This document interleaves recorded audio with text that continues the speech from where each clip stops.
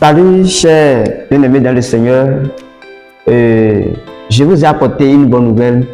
Moi, je m'appelle tout simplement Philippe Soro Adjado, missionnaire en formation.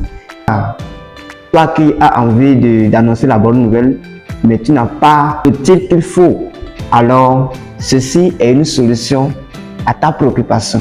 Ceci est une solution pour la motivation que tu as. Ceci, on appelle ça les 4 points. Voilà, les 4 points. Avec ceci, avec cette brochure que j'ai en main, tu peux facilement évangéliser. Toi qui es peut-être élève, tu peux facilement évangéliser tes collègues, tes amis. Toi qui vas au marché, toi qui vas au service. Alors, ceci va te permettre de vite annoncer l'évangile en moins de quelques minutes. Alors, comment présenter cette brochure que j'ai en main? Le premier point, c'est l'amour de Dieu. L'amour de Dieu. L'amour de Dieu, c'est un amour inconditionnel, un amour infini.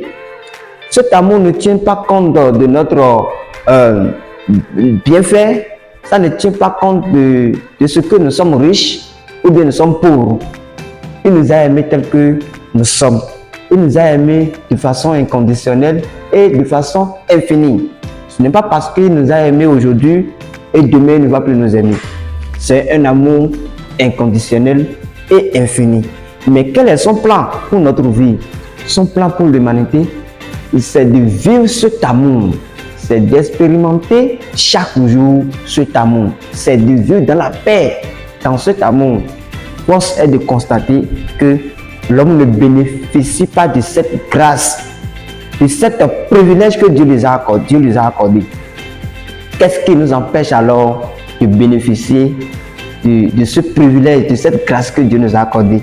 Alors, le deuxième point, qui est ceci? La division. La division, c'est le péché.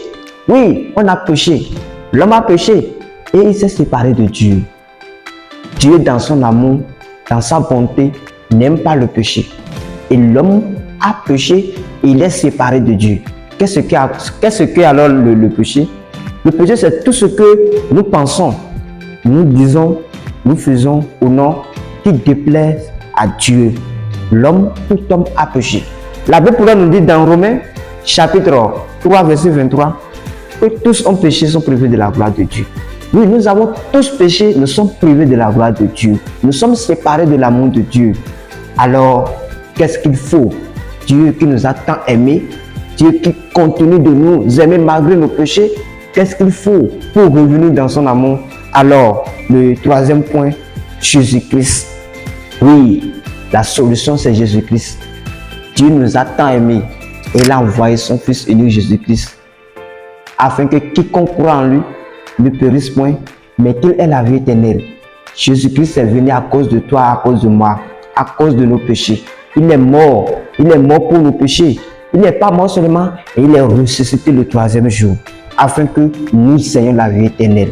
Alléluia, nous ayons la vie éternelle. Alors, crois en Jésus-Christ, nous efface ses péchés et nous avons la vie éternelle. Nous pouvons revenir dans le premier amour que Dieu a pour nous. Alors, le 4e point dit ceci. Alors, quelle est ta décision?